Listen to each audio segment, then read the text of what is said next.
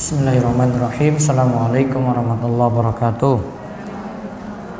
Alhamdulillah, salatu wassalamu ala rasulillah wa ala alihi wa sahbihi wasallam.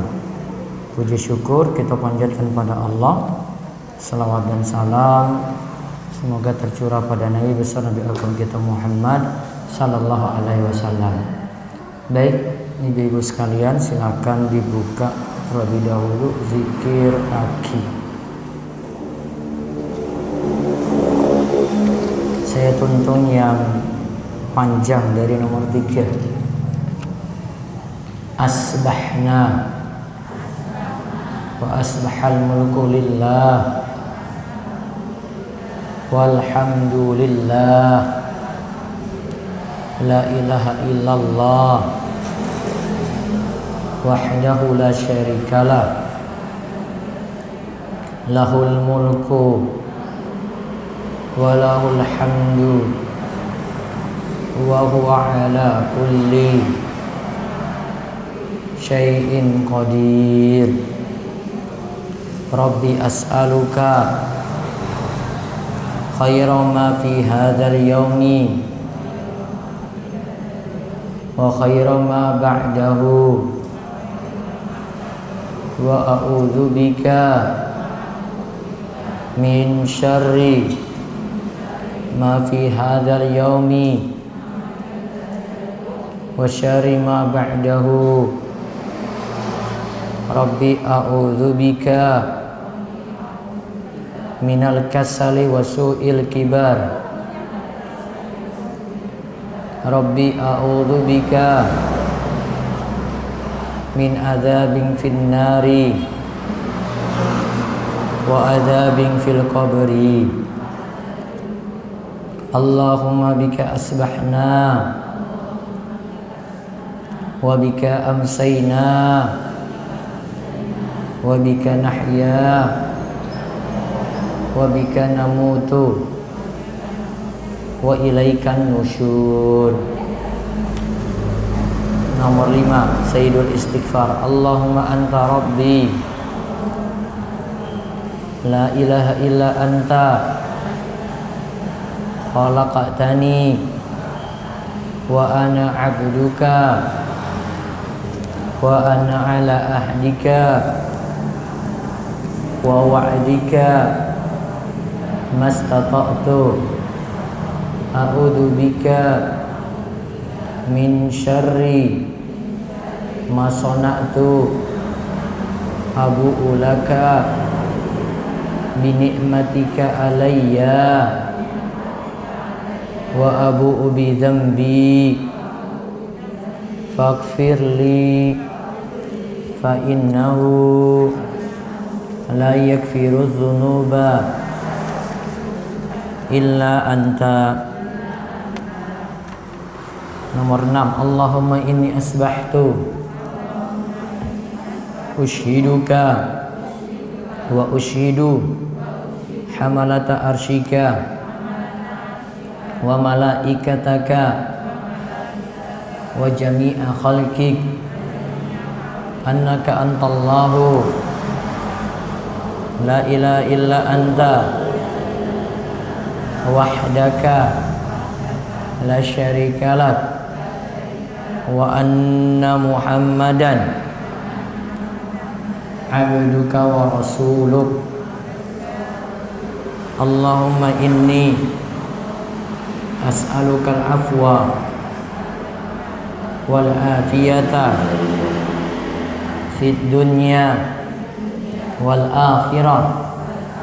Allahumma inni as'alukal afwa wal afiyata fi dini wa dunyaya wa ahli wa mali. Allahumma astur awrati wa amin rawati. Allahumma ihfazni min baini yadayya wa min khalfi wa an yamini wa an shimali wa min fawqi wa a'udzu bi'azamatika an uqtala min tahti. Allahumma alimal ghaibi wasyahada fatiras samawati wal ardi rabba kulli syai'in wa malikah. Asyhadu an la ilaha illa anta a'udzu bika min syarri nafsi wa min syarri syaitani wa syirkihi wa an aqtarifa ala nafsi su'an aw ajurahu ila muslim. Bismillahilladzi la yadurru ma'asmihi syai'un fil ardi wala fis sama wa huwas samiul alim. Bismillahilladzi la yadurru ma'asmihi syai'un fil ardi wala fis sama wa huwas samiul alim. Bismillahilladzi la yadurru ma'asmihi syai'un fil ardi wala fis sama wa huwas samiul alim. Raditu billahi rabba wa bil islami dina wa bi Muhammadin sallallahu alaihi wasallama nabiyya. Raditu billahi rabba wa bil islami dina wa bi Muhammadin sallallahu alaihi wasallama nabiyya. Raditu billahi rabba wa bil islami dina wa bi Muhammadin sallallahu alaihi wasallama nabiyya. Ya hayyu ya qayyum bi rahmatika astaghis wa aslih li sya'ni kullahu wa la takilni ila nafsi tarfata ainin abadan. Asbahna ala fitratil Islam wa ala kalimatil ikhlas wa ala dini nabiyyina Muhammadin sallallahu alaihi wasallama wa ala millati abina Ibrahima hanifan muslima wa ma kana minal musyrikin. Terus nomor 16, subhanallah wa bihamdi adada khalqi wa ridha nafsi wa zinata arshi wa midada kalimati. Subhanallah wa bihamdi adada khalqi wa ridha nafsi wa zinata arshi wa midada kalimati. Subhanallah wa bihamdi adada khalqi wa ridha nafsi wa zinata arshi wa midada kalimati.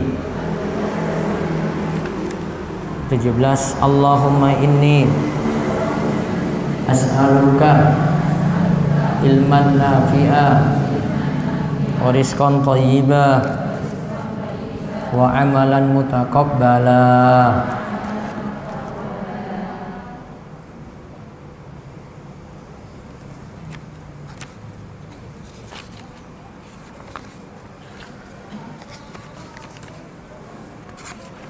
Baik, 50 doa. Sampai nomor berapa di sini?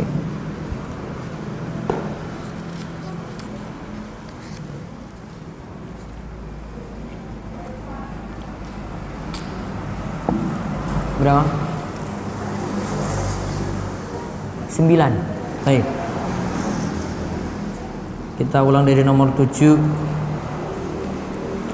Doa memohon kemudahan. Saya tuntun.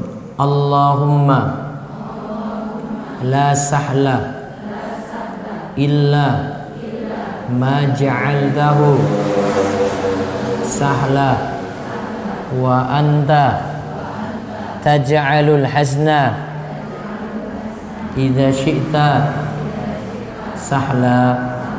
Allahumma la sahla illa ma ja'altahu sahla wa anta taj'alul hazna idza syi'ta sahla. Nomor 8, doa agar diperbagus setiap urusan sekaligus meminta husnul khotimah. Allahumma ahsin akibatana fil umuri kulliha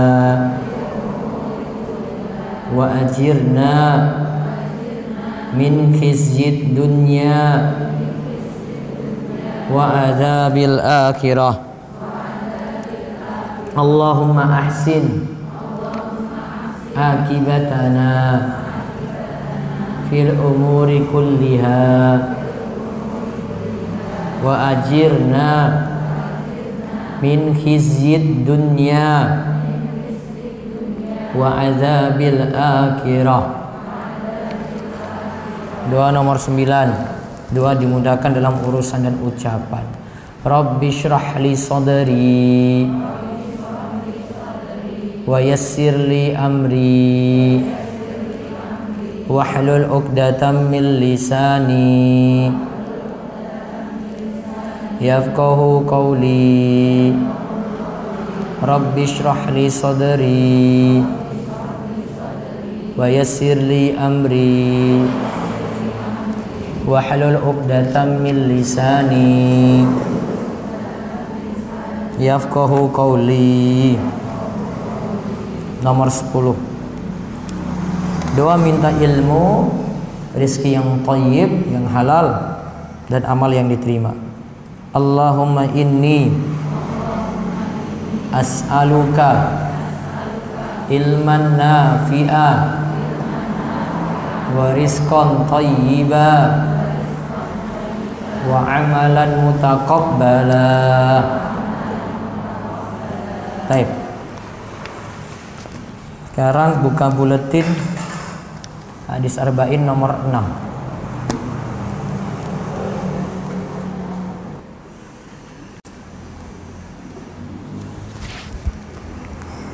Judulnya hati-hati dengan syubhat dan perintah untuk menjaga hati.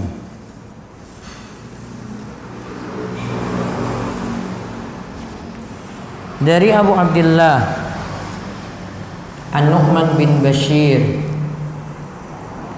radhiyallahu anhuma, ia berkata bahwa ia mendengar Rasulullah sallallahu alaihi wasallam bersabda,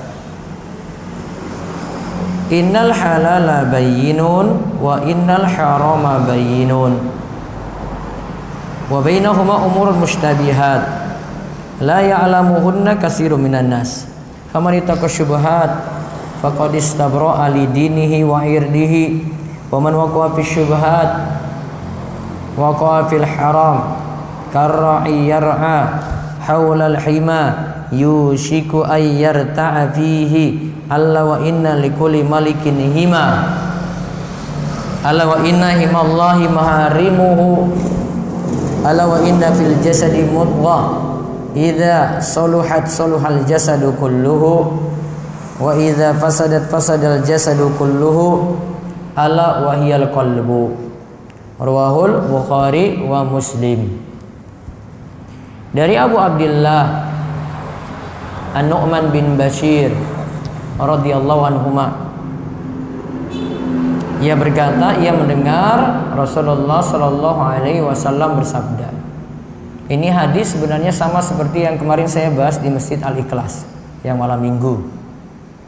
Namun versi yang berbeda dari hadis Arba'in Nawawiyah lebih menyinggung nanti masalahnya lebih umum dibanding di kitab Bulughul Maram. Sesungguhnya yang halal itu jelas, sebagaimana yang haram pun jelas. Di antara keduanya terdapat perkara syubhat. Perkara syubhat ini yang masih samar, yang tidak diketahui oleh kebanyakan orang. Barang siapa yang menghindarkan diri dari perkara syubhat, maka ia telah menyelamatkan agama dan kehormatannya. Dan barang siapa yang terjerumus ke dalam perkara syubhat, maka ia bisa terjatuh pada perkara haram.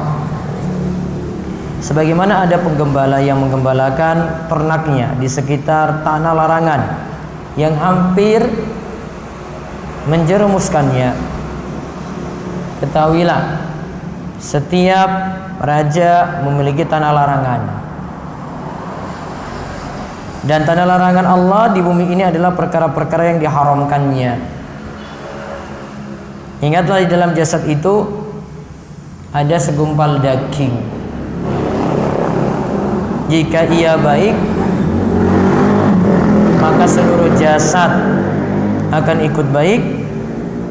Jika ia rusak, maka seluruh jasad juga akan ikut rusak. Ingatlah, segumpal daging itu adalah jantung. Hadis riwayat Bukhari dan Muslim.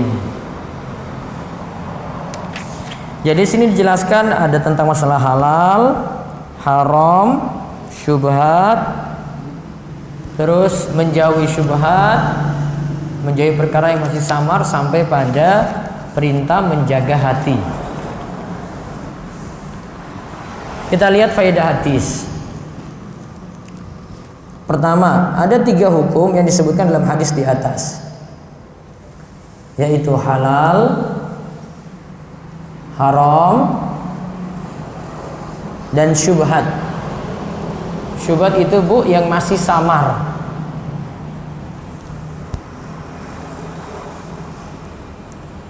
Syubhat itu yang masih samar.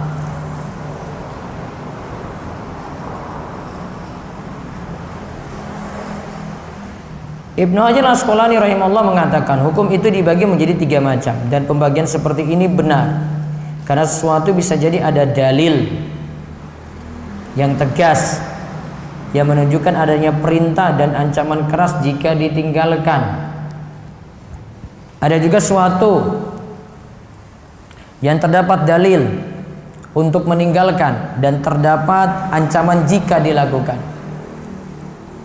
Ada juga sesuatu yang tidak ada dalil tegas apakah halal atau haram.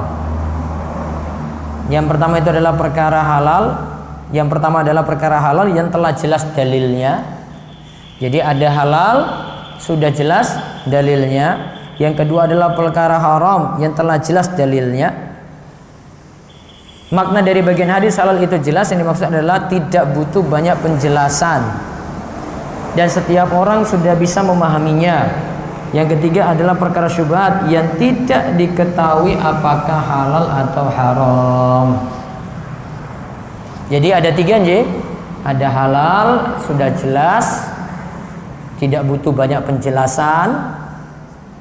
Ada yang haram, juga sudah jelas, tidak butuh banyak penjelasan. Yang ketiga itu perkara syubhat, masih belum jelas halal atau haramnya. Misalnya halal yang sudah jelas, sisi makanan, pokoknya makanan yang tidak ada dalil haram saja, maka jelas halal. Yang jelas haramnya, Berarti kalau makanan yang jelas diharamkan, anjing, babi, itu jelas haram. Lalu yang ketiga, yang masih mengandung syubhat. Jadi yang masih mengandung apa? Syubhat. Syubhat ini belum jelas halalnya dan haramnya.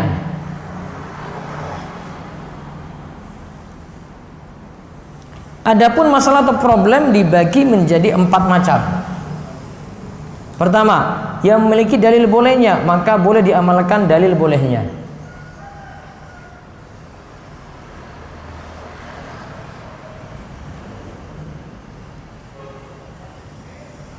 Misalnya Allah firmankan di dalam surat Al-Maidah, "Wa hilal lakum saydul bahari wa ta'amuhu." Dihalalkan bagi kalian hasil tangkapan ikan di air dan makanannya. Hasil tangkapan dan makanannya berarti baik yang ditemukan hidup-hidup maupun yang ditemukan dalam keadaan bangkai. Dan ini berlaku untuk semua hewan air. Hukumnya halal. Berarti kalau hukumnya halal, boleh dimanfaatkan. Yang kedua, yang memiliki dalil pengharaman, maka dijauhi demi mengamalkan dalil larangan. Ulang-ulang ji, yang memiliki dalil pengharaman, dalil haramnya jelas, maka dijauhi demi mengamalkan dalil larangan. Contoh, khamr. Innamal khamru wal maisiru wal ansabu wal azlamu rijsun. Sesungguhnya khamar, judi, patung berhala, undian dengan anak panah, nah itu jelas dalil haramnya.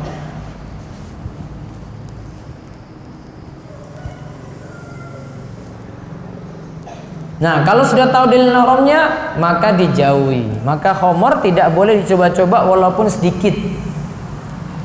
Ustaz, saya minum khamar sedikit tidak mabuk. Nabi SAW itu katakan, kalau khamar itu jika diminum banyak memabukkan, maka faqalilu haram. Sedikitnya juga tetap haram. Ingat kaidah khamar ji. Khamar itu jika diminum banyak memabukkan, maka diminum sedikit juga tetap haram.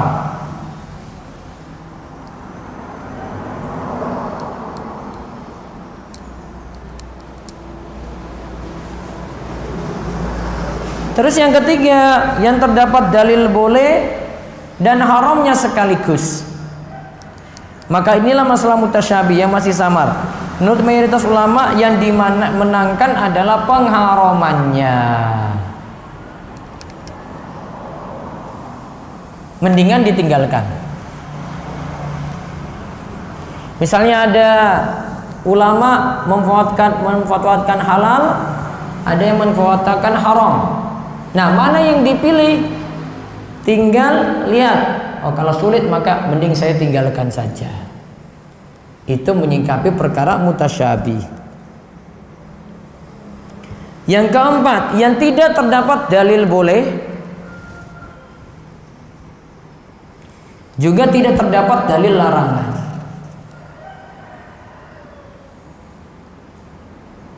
Maka ini kembali ke kaidah hukum asal. Hukum asal ibadah adalah haram. Sedangkan dalam masalah adat dan muamalah adalah halal dan boleh.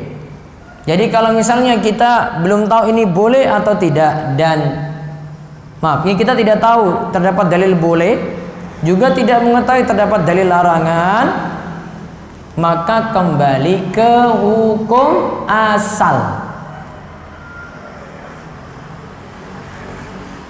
Misalnya hukum asal ibadah adalah haram. Jika ibu dapat sholawat, satu sholawat, ibu tidak mengetahui dalilnya, maka penyikapan untuk masalah ibadah adalah haram. Berarti baiknya tidak usah lakukan. Kapan boleh dilakukan, Bu? Kalau ada dalil. Kalau tidak ada dalil, maka tetap haram. Artinya tidak boleh dilakukan ibadah itu sampai ada dalil dulu.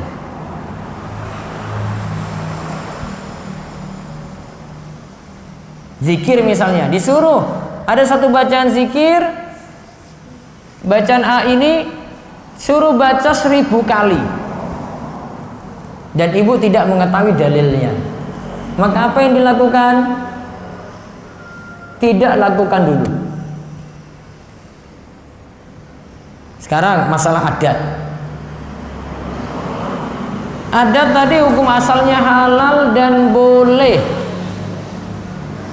Ingat, halal dan boleh untuk adat. Misalnya berpakaian.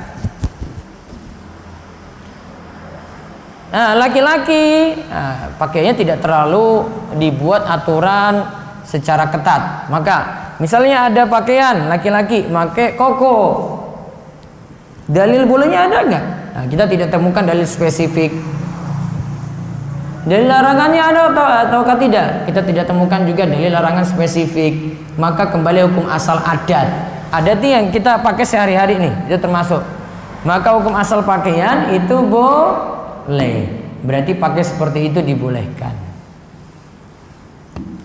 Namun kalau sudah ada aturan, jadi kalau sudah ada aturan ini tidak boleh dipakai, maka baiknya dihindari. Itu lebih aman.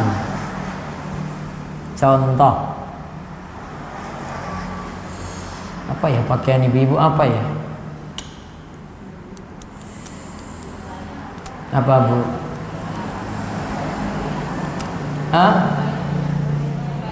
Kebaya. Auratnya tertutup mboten. Ngepres. Ngepres kan berarti masih terlihat lekuk tubuh. Sedangkan ada dalil yang menyatakan dilarang pakaian yang telanjang, kasiyatun ariyat. Berarti baiknya dihindari. Apalagi, Bu? Konde. Kenapa, Bu?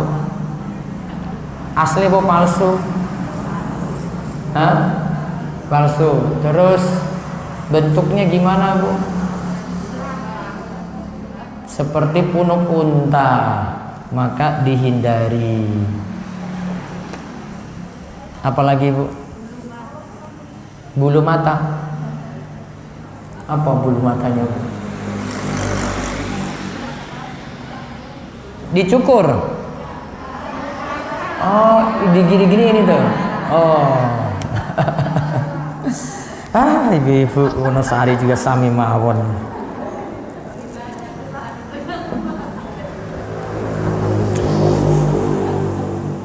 Kalau cukur boleh atau tidak? Nggak boleh. Kan darurat itu. Apalagi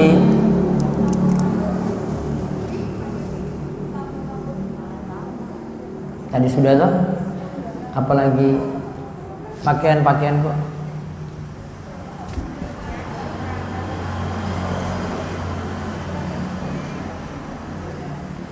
Celana panjang boleh nggak ibu-ibu?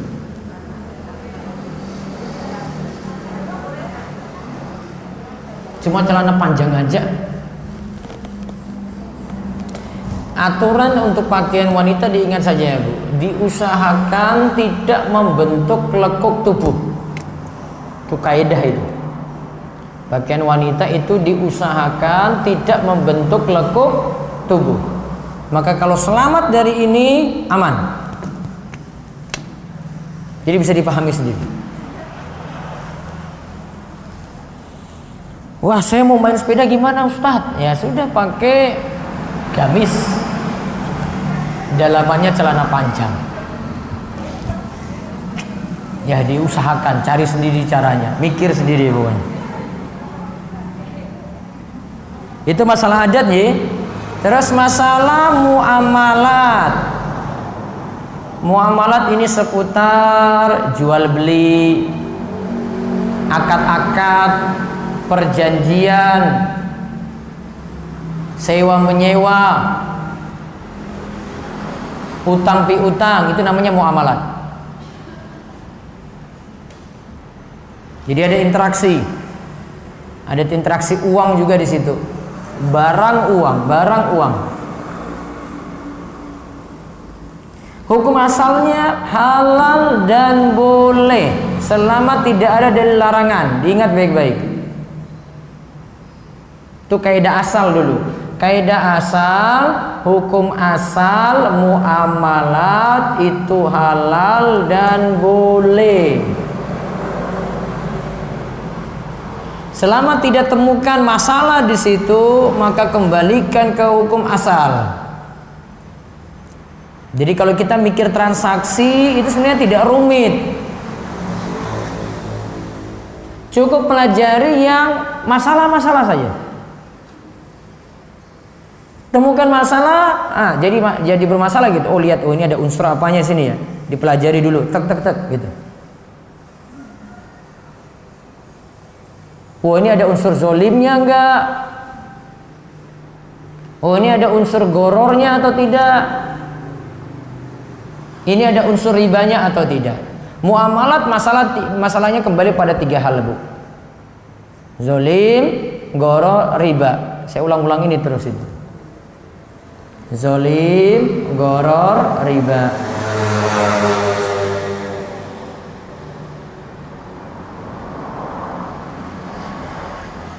Zolim, barang curian misalnya, haram itu. Goror, ada sesuatu tidak jelas. Bisa satu pihak untung besar, yang lain buntung besar. Itu pengertian goror ya. Goror sesuatu tidak jelas. Bisa jadi dapat untung besar, bisa jadi dapat buntung besar. Namun goror yang masalah, goror yang besar. Kalau goror yang kecil dimaafkan. Contoh, goror kecil. Masuk toilet ada bayaran. Berapa biasanya? 2.000. Mau pakai airnya sedikit banyak tetap sama toh. Namun kalau sudah berubah jadi mandi, karena airnya lebih banyak lagi, maka harganya jadi naik, mungkin 5.000. Nah berarti 2.000 ini dengan biaya 2.000, ada yang pakai sedikit atau banyaknya air, dianggap itu gorornya kecil. Itu tidak masalah, Bu. Maka kadar air tidak perlu diatur. Itu goror kecil. Contoh lagi, makan. Kalau makan ngambil sendiri, prasmanan, suruh baru kemudian bayar. Nasi ambil sepuasnya boleh. Namun kalau untuk yang dihitung apa? Lauk apa sayur? Lauknya kan? Nanti dihitung ini ambil tempe, ambil telur, apa ambil ayam. Gitu kan? Kenapa nasi nggak dihitung? Kenapa, Bu? Nah, kenapa yang dihitung ambil ayamnya, ambil tempenya, ambil telurnya? Karena nasi itu kalau diambil banyak sekalipun, Bu, penjual nggak rugi besar. Dia ngambil nasi segini, setumpuk gini, setumpuk gunung, lauknya tempe, nggak rugi besar dia. Namun kalau lauknya, maaf, nasinya sedikit, dia ambil tempe 3, ayamnya 2, telurnya 1, rugi besar nggak? Rugi besar itu kalau nggak dihitung. Maka yang dihitung apanya? Lauknya. Maka ketika dihitung nasi tadi, itu namanya goror kecil. Nggak masalah Bu, jadi nggak usah hitung-hitung nasinya tadi. Kecuali kalau di restoran-restoran besar ya, nambah nasi lagi, nambah lagi gitu bayar. Nah kalau lauknya, nah itu baru dihitung. Kalau ini rugi, maksudnya diambil banyak, ya pasti di sini nanti rugi besar. Oh berarti dihitung satu persatu per item. Dihitung apa yang diambil. Berarti untuk ngambil nasi tadi termasuk goror kecil.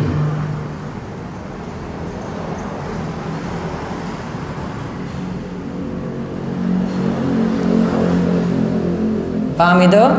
Baik. Goror juga bisa terjadi pada barang yang diambil secara acak.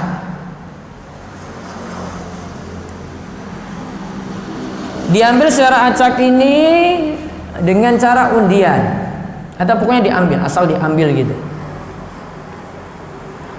Terus yang mau ambil ini harus bayar dulu, maka dia nanti sifatnya untung-untungan. Ada permainan di pasar malam atau di time zone, itu ada dengan beli tiket terus masukin koin di situ, maka ada mesin yang gerak. Ini kumpulan boneka di bawah, ya, mesinnya turun, tek, diambil. Kadang dapat boneka, kesempatan langsung tukar lagi, tek, nggak dapat lagi. Berarti ada yang buntung besar. Ada yang ngambil lagi, tek, dapat 2 sekaligus. Berarti untung besar. Karena dia di sini untung-untungan, nasib-nasiban, maka itu namanya goror besar, nggak boleh.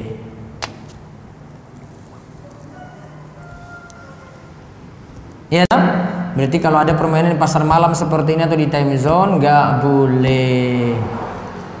Dan time zone saya belum temukan suatu yang halal di situ.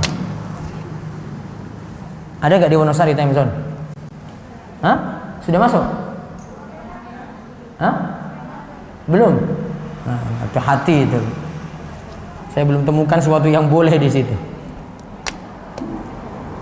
Ya kalau main-main tapi nggak boleh ambil hadiah berarti. Cuma main aja. Tapi kalau ambil hadiah masalah di situ.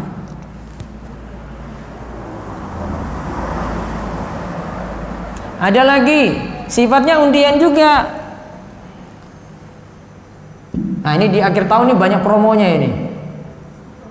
Ibu-ibu belanja di supermarket, terus dapat apa? Kupon.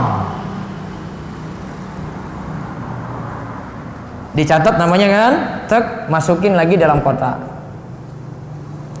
Di akhir tahun 31 Desember misalnya diundi itu. Boleh atau tidak? Boleh enggak Bu? Ibu-ibu, dirinci. Pertama, kalau harga barang tidak naik, normal-normal saja. Saya beli sabun ini kemarin 20.000. Adanya undian ini juga sama 20.000. Berarti yang punya toko itu tidak ngambil dari kelebihan, ya. Jadi ini memang ya sudahlah, keuntungan dia diambil untuk ya lariskan dagangan. Seperti ini boleh. Harga normal ya.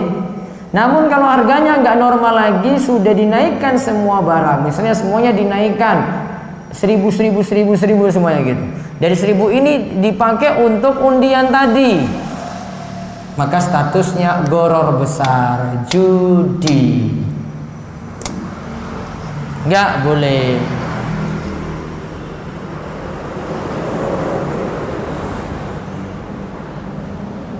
Dan ada goror juga yang ibu-ibu dapati tapi karena butuh akhirnya jadi boleh.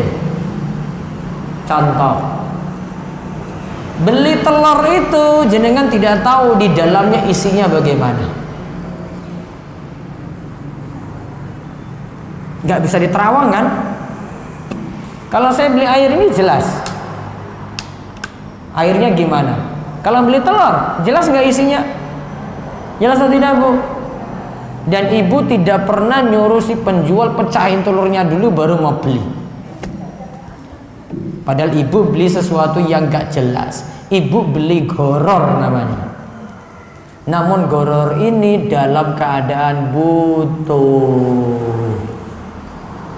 Itu kebutuhan, Bu. Jadi gak usah permasalahkan, gak usah jenengan muring-muring sama pedagang. Oh, jenengan jual goror ini, siapa tahu telur busuk nanti yang dijual. Kan pedagang tahu yang mana yang busuk, mana yang enggak. Maka gak usah dibuktikan. Gorornya ada, namun gorornya dalam keadaan apa, Bu? Butuh. Ada goror lagi, untung-untungan, tapi sifatnya ikutan. Sifatnya ikutan atau tabi. Seperti asuransi kan masalah. Tapi kalau kita beli sesuatu disuruh satu paketnya itu dengan asuransi. Saya mau beli barang misalnya dari luar kota gitu. Ini barang mahal. Pak, ini sekalian dengan asuransinya, Pak. Ini harus ada asuransi. Nah, maka ketika bayar asuransinya disertakan ketika itu. Maka kalau asuransi jadi ikutan, maka jadi boleh. Bukan pokok. Karena saya maksudnya beli barang, saya bukan ngikut asuransinya. Namun saya beli barang, asuransi ikutan, maka tidak masalah. Yang masalah kalau ibu sengaja pasang premi untuk ikut asuransi secara khusus. Nah, itu baru jadi problem. Namun asuransinya jadi ikutan, maka tidak masalah. BPJS punya enggak? Malah kalau enggak punya itu kena masalah sekarang loh itu. Dalam pengurusan beberapa itu nanti dihalang-halangi itu. BPJS itu sama dengan asuransi. Namun ada golongan-golongannya, ada miskin, dia berhak untuk dapat. Namun ada yang BPJS mandiri. Kalau sekarang harus terpaksa ngikut. Ya, harus terpaksa ngikut kan? Berarti pertanyaannya, kalau akhirnya dapat asuransi dari BPJS boleh dimanfaatin nggak? Boleh. Kalau kebutuhan boleh. Namun bagi yang berkecukupan dia cuma memanfaatkan sebatas premi yang disetor pertama. BPJS seperti itu. Nah, balik lagi ke tadi, hukum asal muamalat selama tidak ada masalah boleh-boleh saja. Satu lagi, riba kan? Riba. Transaksinya tadi kalau tidak ada riba aman. Kalau ada riba jadi masalah. Kadang ribanya berupa trik. Triknya itu akal-akalan. Gini. Si A punya motor,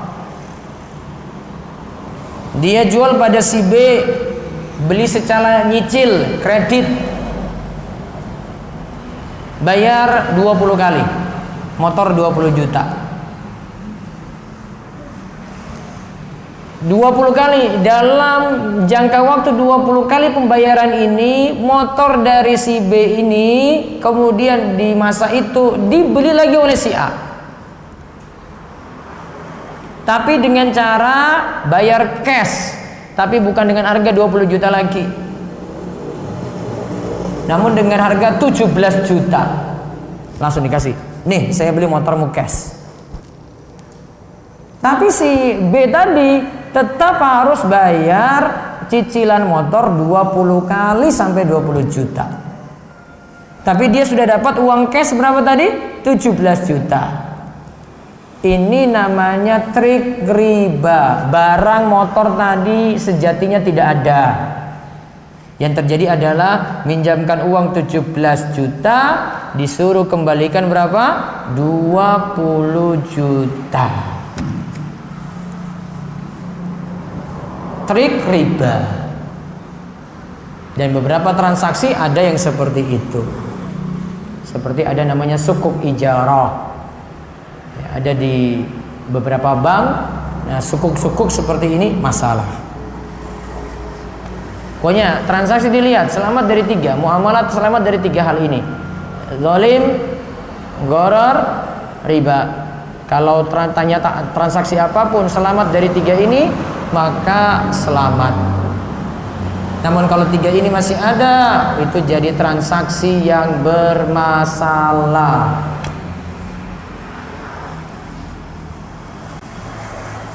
Leasing itu artinya menyewakan. Leasing, Bu, itu artinya menyewakan.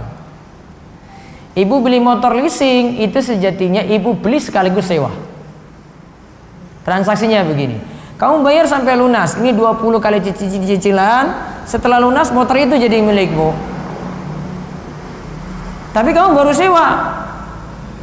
Maka ketika baru bayar 5 terus macet nggak bisa bayar lagi, motor berhak ditarik. Maka dia gabungkan 2 akad yang sama-sama boleh sebenarnya. Dia gabungkan yang pertama akad jual beli, kemudian digabungkan dengan akad sewa. Tetapi ketika 2 ini digabungkan jadi transaksi bermasalah. Transaksinya nggak jelas. Saya beli namun saya belum miliki. Ibu beli motor namun dianggap belum dimiliki karena masih dianggap sewa, maka berhak untuk ditarik motor tadi ketika macet. Ditarik pun nggak ada uang-uang balik ke jenengan, padahal jenengan sudah bayar sekian rupiah. Dan leasing itu artinya tadi ya, menyewakan. Tapi transaksi sewanya itu apa? Sewa beli. Belinya kapan? Ketika masa sewanya sudah berakhir. Nah, baru terakhir itu beli. Tapi 2 transaksi ini digabung jadi satu. Jika sudah lunas sampai 20 kali pembayaran, nah itu baru jadi milikmu. Beli tapi belum dimiliki. Nih, ibu datang ke pasar toh. Bu, saya jual ini ke jenengan, namun belum jadi milik jenengan. Gimana coba kalimatnya itu? Berarti belum bisa dipakai. Maka jadi transaksi yang nggak jelas. Itu yang ada dalam dunia leasing. Wallahu a'lam. Terus yang kedua dan seterusnya ini tentang perihal syubhat. Insya Allah kita bahas berikutnya. Sekarang buka matan Abi Syuja.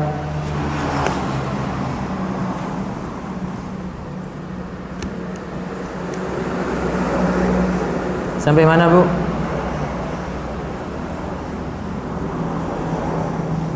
Perkara yang mewajibkan mandi sudah? Rukun mandi sudah? Rukun mandi sudah? Sunnah mandi? Belum. Baik, sekarang kita bahas sunnah mandi. Sunnah mandi halaman 37. Kalau rukun mandi berarti yang mewajibkan kita untuk mandi. Kalau rukun mandi wajib ya, berarti kalau sunnah berarti hukumnya sunnah. Wa sunanuhu, dan sunnah mandi khamsatu asya, ada 5 macam.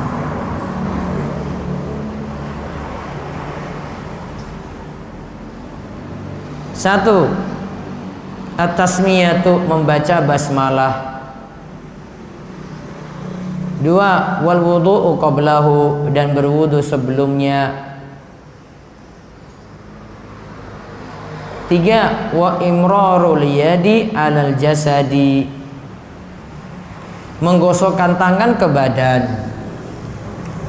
4, wal muwalatu, beruntun tanpa diselingi perbuatan lainnya. Yang kelima, wa taqdimul yumna 'alal yusra, mendahulukan bagian kanan dari bagian kiri. 1, baca basmalah. Baca basmalah nggih. 2, berwudu sebelum mandi. 3, menggosokkan tangan ke badan. Nah, ini digosok-gosok. Ya. 4, beruntun. Jadi kalau mandi langsung aja sampai rampungkan mandi tadi. Tidak diselingi perbuatan lain dulu. 5, mendahulukan bagian kanan. Dari sisi kanan dulu, kemudian baru sisi kiri. Nah, coba bandingkan dengan rukun kemarin. Kalau rukun itu ada 1 niat, 2, menghilangkan najis jika ada di badannya, 3, mengalirkan dan meratakan air ke seluruh rambut dan kulit. Ini wajib ya. Berarti kalau berwudu sebelum mandi nggak wajib. Seandainya ibu nggak pakai wudu, langsung air ada, saya niatkan ini untuk mandi besar, ambil air tadi, siram itu. Sudah, cuma siram saja tanpa diawali wudu, mandinya sudah dikatakan apa? Sah.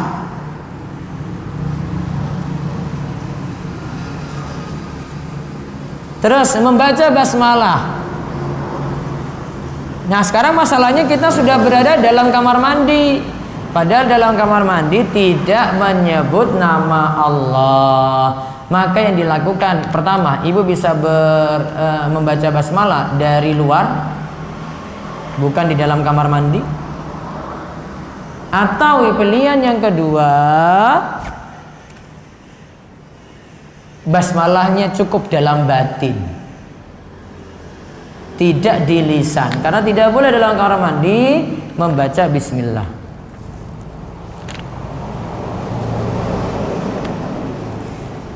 Terus yang ketiga, imrol yad alal jasad. Ini tadi gosok-gosok ini ya. Nah, di sini dengan catatan Bu, baiknya tidak pakai sabun dulu. Ibu penuhi rukun dulu, siram dulu badan tadi dengan air. Sabun ibu bisa pakai dengan 2 cara Bu. Yang pertama, sabun tadi itu pakai dulu sebelum ibu niatan untuk mandi. Atau yang kedua, sudah mandi ya, baru kemudian pakai sabun, terus disiram lagi. Tapi masalahnya bagusnya dihindari menyentuh kemaluan saat mandi. Kemudian yang keempat, beruntun. Jadi tidak diselingi ngobrol lama gitu, enggak. Ya, tidak diselingi cuci pakaian dulu terus mandi lagi gitu lanjut, enggak. Ya, sudah siram kepala terus dia mau, wah saya mau cuci celana saya dulu gitu, nggak boleh. Sunnah dia tinggalkan berarti. Kemudian mendahulukan yang kanan. Kanannya ini mulai dari depan dulu, sisi depan, terus habis itu sisi belakang. Kaki juga, kaki depan, kemudian sisi belakangnya. Kemudian yang tangan kiri juga, kiri dari sisi depan, kemudian belakang. Ya, yang kaki juga demikian, kaki kiri depan, kemudian kaki kiri belakang. Ada juga sunnah yang belum disebutkan di sini. Kalau dalam matan Fathul Qarib,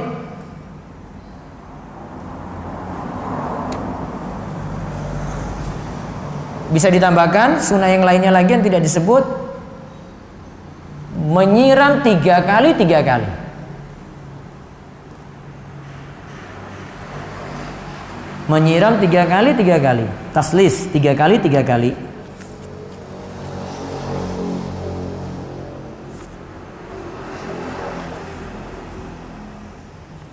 Terus ada tambahan lagi, tahlilus sya'r, yaitu menyela-nyela rambut. Jadi ada rambut ya, tebal. Ini di sela-selanya juga gini ya, gini-gini. Biar air masuk ke sela-sela rambut ini.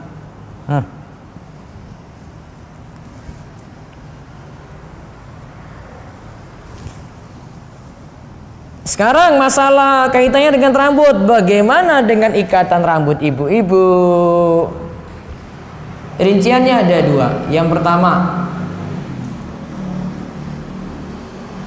kalau mandi haid disunahkan untuk dilepas ikatan rambutnya. sunnah, nggak wajib. Disunahkan dilepaskan ikatan rambutnya.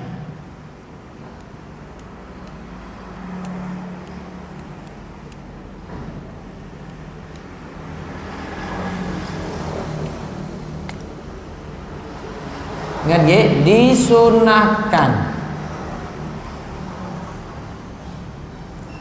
Kemudian yang kedua, kalau mandi junub,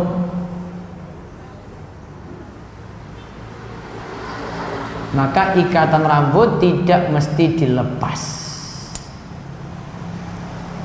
Kalau mandi junub, ikatan rambut tidak mesti dilepas karena faktor masyaqqah, kesulitan. Repotnya ibu-ibu karena junub lebih berat daripada mandi haid. Paham tak ibu-ibu? Wis paham. Nah, jadi bedanya situ ya. Namun kalau mandi haid, seandainya ibu nggak lepas pun mandinya tetap sah. Karena tidak sampai ikatan sampai wajib. Aisyah pernah, ya kalimatnya sebenarnya memarahi sahabat sebenarnya. Ada seorang sahabat namanya Abdullah bin Amr bin Al-As radhiyallahu anhuma. Dia fatwakan ketika itu para wanita yang mandi, pokoknya mandi apapun, ikatan rambutnya itu dilepas. Kemudian Aisyah negur, ya, kenapa kamu nggak sekalian suruh saja rambut perempuan tuh dicukur habis saja gitu, biar nggak repot-repot kayak gitu, apa-apa kok dilepas terus gitu. Aisyah sampai nadanya seperti itu, tanda dia nggak setuju dengan fatwa sebagian sahabat tadi. Dan Aisyah lebih paham tentang masalah ini karena langsung belajar dari Nabi Shallallahu Alaihi Wasallam. Hadis tentang mandi ada dari hadis Aisyah, hadis tentang mandi juga ada dari hadis Maimunah. Maka menunjukkan kalau dua orang ini sudah bicara tentang masalah mandi, berarti sudah diingatkan juga oleh Nabi Shallallahu Alaihi Wasallam. Nah, itu kesimpulannya tentang masalah ikatan rambut. Wallahu a'lam. Baik, jika ada pertanyaan disilahkan. Monggo. Nah, itu ada mic itu langsung Bu Hansa ya.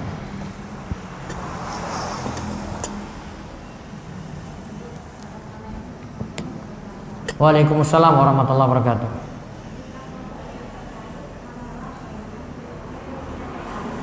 Masalah bantuan BOP untuk TPA. Ini baru turun kan? Ya. Terus masih boleh disuruh beli apa saja.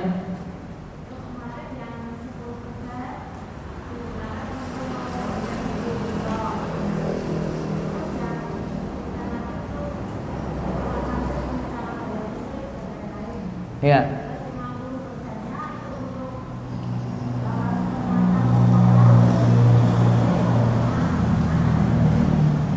Pokoknya ikut pembelanjaannya, ikut aturan itu.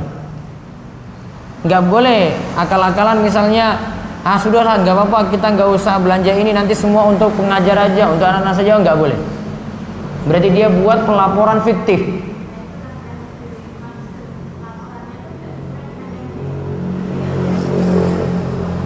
Gimana? Nggak boleh, harus sesuai. Nggak boleh buat pelaporan fiktif, berarti dusta, bohong, nggak boleh.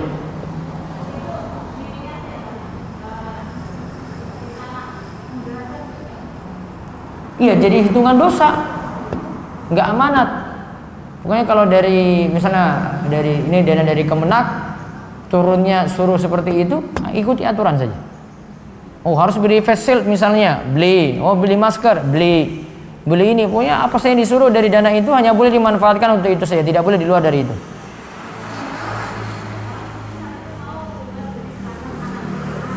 Kalau mau beli apa? Ada nggak di aturan itu beli seragam? Tidak ada, nggak boleh. Tidak boleh sama sekali.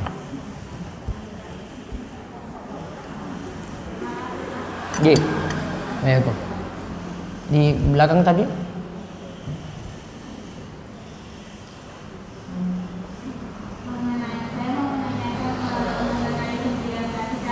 Ya.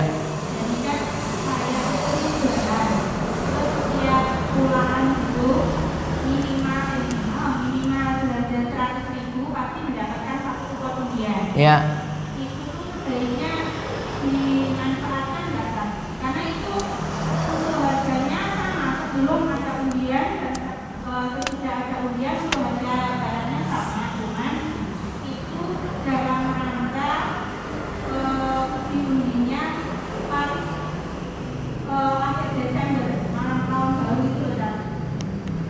Masih boleh dimanfaatin. Gitu. Terus yang kedua tentang makrokan. Waktu di hari kelas kemarin kan kita menyampaikan kalau seorang bapak punya anak laki-laki menikah dengan seorang ibu janda dengan anak perempuan. Bapak dan ibunya menikah, anak laki-laki dan anak perempuan itu bukan mahram ya? Iya. Boleh menikah. Boleh.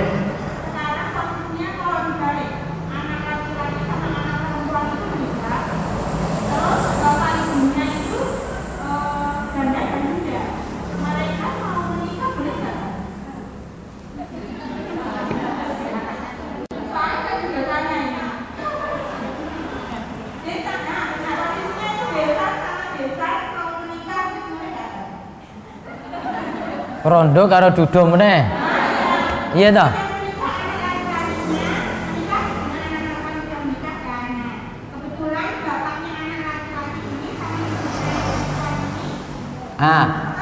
Gini aja, sesama besan itu mahram apa bukan?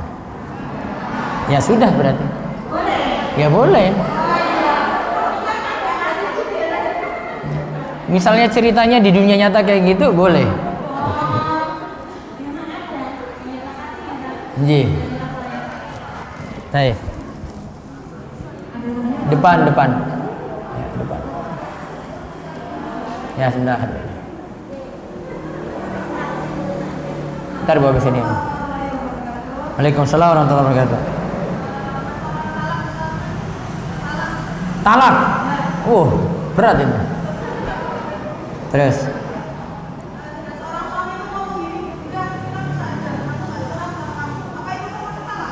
Kita pisah saja, terus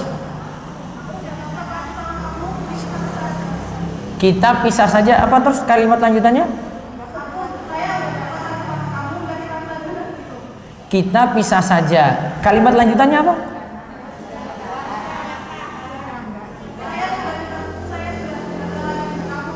Saya sudah tidak suka lagi. Gitu. Saya nggak suka lagi. Saya nggak tahanin kamu. Baik. Pertama, kalimatnya masih belum tegas. Kalimat saya pisah harus disertai niat. Ini niat apa ini? Hah? Iya, tanya. Ini kalimat apa, Mas? Kita pisah karena long distance, iya kan? Atau itu memang kalimatmu mau cerai? Kalau kalimatnya dia niatin untuk talak, berarti jatuh talak. 2 kali langsung.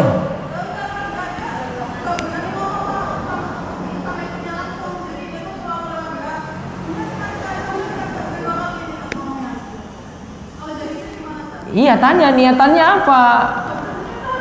Kalau niatannya pisah berarti ya pisah. Niatannya cerai ya jatuh cerai. Namun kalau niatannya nggak jatuh cerai, cuma emosi saja, ya nggak jatuh. Gitu ya.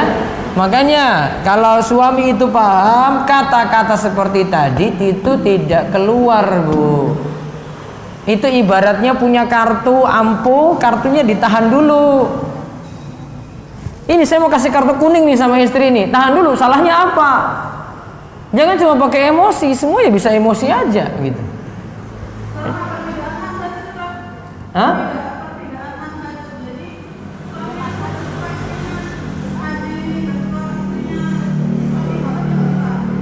Ya sabar-sabar hadapi suami seperti itu. Iya.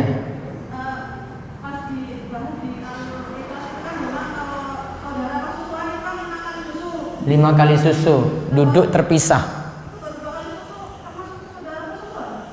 Sudah berapa kali susuan? 5, syarat 5. Lah, enggak. 5. Mari saya jelaskan ya. Datang ke sini, 1, duduk, sudah, puas, pisah.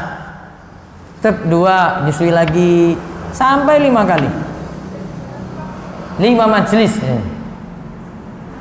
Kalau pakai botol, ya 1 botol dianggap puas berarti 5 botol. Paham? Di bawah 2 tahun. Ya. Bon. Mana lagi? Depan Bu. Sebentar Bu. Pinjam uang di bank. Iya, sudah jelas riba. Terus pinjam uang di bank terus untuk beli tanah. Ya. Tanahnya ditanduri pari, terus itu dimakan sendiri. Dosa minjamnya riba, haram. Nanduri pari tadi halal. Kan suatu zat yang baru. Tapi yang tadi suatu kesalahan, dosa besar. Yang ini beda lagi. Yang nanduri tadi beda lagi. Saya nggak bebasin makannya, tapi baiknya nggak pinjam biar nggak dapat seperti ini, gitu.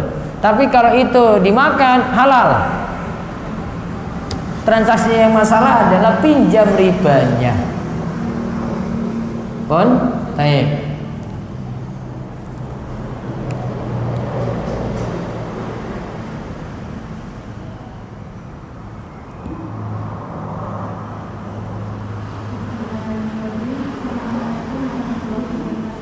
Waalaikumsalam warahmatullahi wabarakatuh.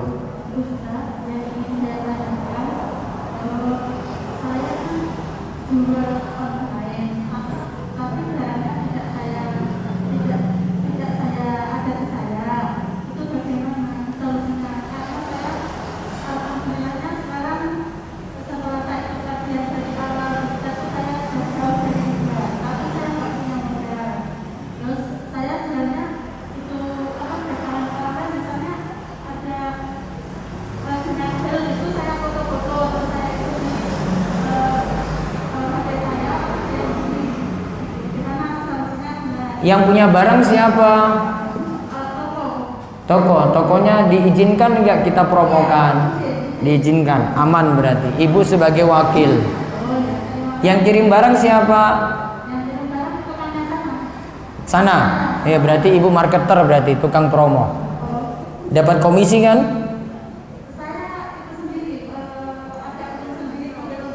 Ambil untung sendiri, berarti dibebasin. Boleh. Ibu paham jual beli kayak gini? Jadi cuma ini ambil foto, ini saya mau jual gelas nih. Ini bukan barang saya, ini punya toko. Tapi saya diizinkan. Sudah, foto aja Mas. Nanti dijual. Oh, saya foto bagus. Kemudian saya masukin di medsos atau saya masukin di Instagram atau di story WA misalnya. Nah, ada yang nanya, itu gelasnya berapa? Oh, gelasnya sekian, 30.000. Nah, 30.000 saya sudah ambil untung dari situ. Saya punya barang nggak? Enggak, itu punya barang toko. Diizinkan nggak? Diizinkan. Kalau diizinkan boleh. Yang nggak boleh gimana? Barang toko cuma jenengan ambil fotonya, nggak diizinkan, belum dapat izin kan? Nanti kalau ada yang pesan baru beli, nah itu baru jadi masalah. Kalau izin berarti sudah punya barang sejatinya. Namun kalau belum dapat izin berarti belum punya barang. Berarti jual barang yang belum dimiliki. Kata Nabi SAW, la tabi' ma laysa indak. Janganlah engkau menjual barang yang belum jadi milikmu. Gitu nggih.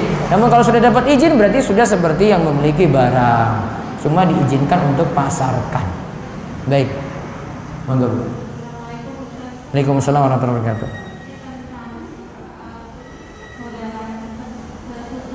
Saudara sepersusuan.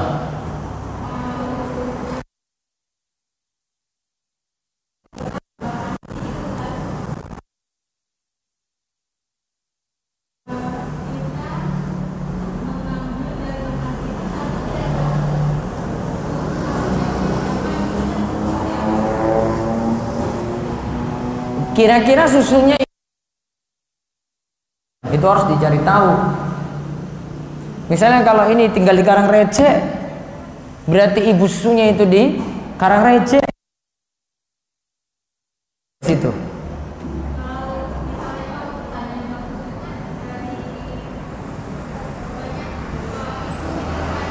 Masalahnya begini, misalnya gini, Ji.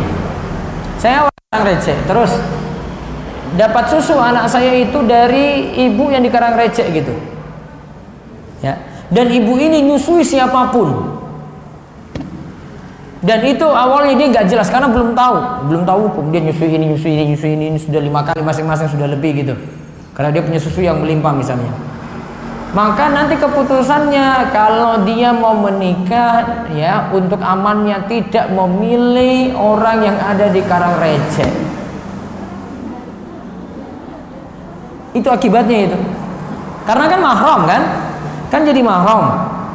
Karena belum jelas mana mahramnya, ya biar amannya tidak ambil sama sekali kalau nikah orang dari sini. Oh itu orang Piaman, ya sudah nikah sama orang Piaman saja. Orang Karangrecek masalah dengan anak saya karena susunya nggak jelas. Paham tak? Makanya kalau bisa cari tahu siapa ibunya, mendingan dapat susu itu dari langsung ibunya siapa. Tahu ini silsilahnya. Oh berarti ini dengan anak saya ini dengan ibu ini berarti ini anak susunya. Kalau ibu ini yang punya susu ini punya anak, oh berarti jadi saudara susuan dengan anak saya. Gitu. Kan jadi jelas. Kalau jadi tidak jelas kayak tadi konsekuensinya waroknya ditinggalkan semuanya berarti. Itu tadi yang kita bahas syubhat itu loh. Ini masih syubhat ini. Ini anaknya yang mana ya? Ibu ini nyusui ya? Padahal saya juga nyusu dari situ. Jangan-jangan ini semua saudara sepersusuan saya. Maka dia tinggalkan. Ya, gitu pembahasan. Cukup?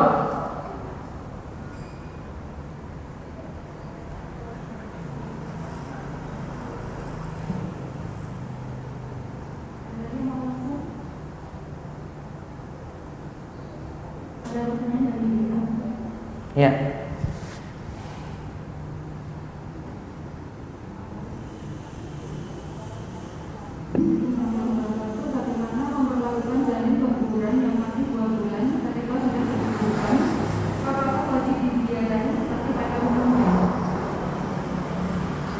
Berapa kegugurannya, kandungannya? 2 bulan.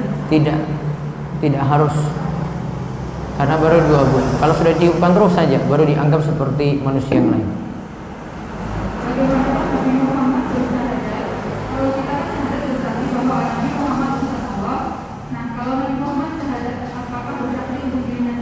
Pertanyaan kurang penting.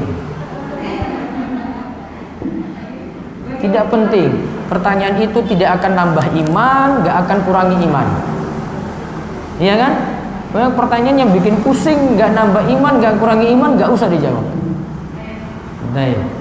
Ustaz, bagaimana tentang hukumnya kopi kekinian yang menggunakan campuran perasa yang menyerupai rasa liqueur seperti Baileys, kopi, dan lain-lain. Menyerupai rasa apa? Perasa menyerupai rasa liqueur. Liqueur itu apa ya? Baileys, kopi, rum kopi. Kalau itu cuma menyerupai saja, bukan campuran khamar, nggak masalah. Cuma menyerupai rasa. Yang masalah kalau campuran kopinya ada rum, ada khamar, ya semacam jenis itu baru jadi masalah. Ada lagi? Ya. Bagaimana hukumnya arisan barang diperbolehkan atau tidak? Baik. Arisan? Diperbolehkan arisan barang. Apa? Ibu arisan barang apa, Bu? Hah? Tas. Baik. Lihat, tas harga berapa? 1 juta. Ini branded banget itu berarti ya. Bukan tas 20.000. Nah, tas branded. Nah, tas dijadikan tadi misalnya 2 juta. Jadikan arisan. 20 orang. 2 juta berarti berapa? 100 ya? 100 orang, 100.000 ya, Bu ya? 100.000 dari 20 orang ini. Yang dapat tas pertama berarti dia tinggal bayar cicilan untuk lunasi tas ini. Utang kan? Baik. Sekarang yang dapat tas kedua, dia sudah bayar pertama, Ya, dia sudah bayar pertama 100.000, terus sudah dapat, nanti dia sisanya lagi dia bayar lagi. Tas belum didapati, dia sudah bayar duluan. Namun ada sesuatu yang tertunda, maka ada sesuatu yang tertunda dengan sesuatu yang tertunda. Ini jual beli kali bil kali. Tertunda dengan tertunda, utang dengan utang, maka nggak boleh.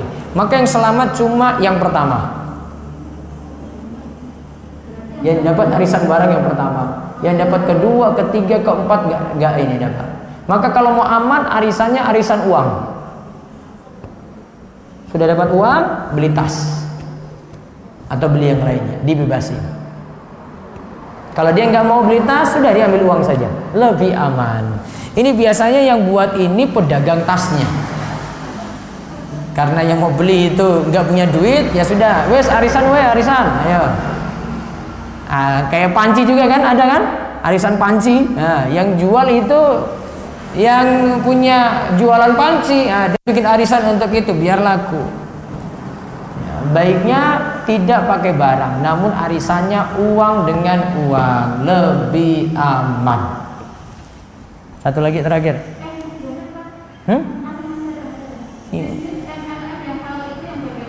Wallahu a'lam. Apa yang bagaimana mau halal, Bu? MLM kalau di dalamnya itu barang yang kamuflase, yang diinginkan situ pertama anggota masuk, terus dicari downline, sehingga nanti barang dianggap seperti tidak ada. Yang ada adalah uang dengan uang, maka mengharap member baru, mengharap downline baru, maka itu jadi masalah. Karena nanti pada suatu titik downline atau member baru tidak didapati lagi, mandek usaha ini. Nggak boleh. Jadi barang itu cuma kamuflase saja. Ciri-cirinya seperti itu.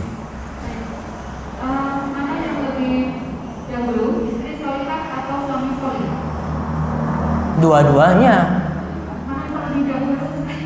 Ya dua-duanya memperbaiki diri lah. Nggak bisa salah satu, Bu. Nanti saya bilang suami soleh, nanti ibu nggak usah belajar agama, berarti kan dua-duanya. Terus Ustaz, bagaimana kalau dalam perjalanan hidup saya, akhirnya saya berbeda dengan suami yang kadang-kadang ada masalah dalam hubungan kami. Apa yang harus saya lakukan? tetap lanjut dan sabar. Iya. Bagaimana untuk wanita haid ziarah kubur? Masih dibolehkan, tidak ada larangan untuk wanita haid ziarah kubur. Untuk tadi masalah kopi tadi itu ternyata yang dimaksud adalah minuman keras, liquor. Nggak boleh. Kalau campurannya miras nggak boleh. Bagaimana mengatasi bahwa padahal saya sudah sering istighfar? Ya mungkin kurang ngaji, kurang ada berada dalam majelis ilmu dan seterusnya. Baik, kita cukupkan. Ya.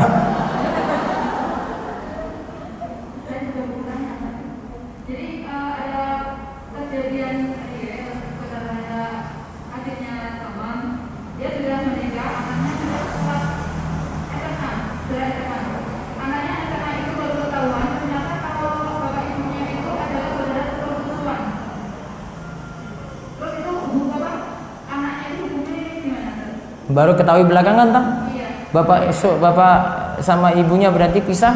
iya bisa, langsung bisa. Terus anaknya sudah kalau gitu gimana lagi? Agak pusing di hukumnya. Ditanya anaknya disandarkan pada siapa gitu? Iya, terus anaknya, suaminya anaknya kan ikut ke ibu, sedangkan si bapak juga menginginkan anaknya ikut ke bapak. Anaknya masih kecil. SMA, tapi gede. Nah sudah, terserah dia mau ikut siapa. Cukup ya. Baik, insya Allah kita ketemu lagi 2 pekan berikutnya. Mudah-mudahan Allah memberikan kita kesabaran, berikan kita ilmu yang manfaat, dan senantiasa diberikan keistiqomahan di atas iman. Demikian kita tutup dengan doa kafaratul majlis. Subhanakallahumma bihamdik, asyhadu an la ilaha illa anta, astaghfiruka wa atubu ilaik. Assalamualaikum warahmatullahi wabarakatuh.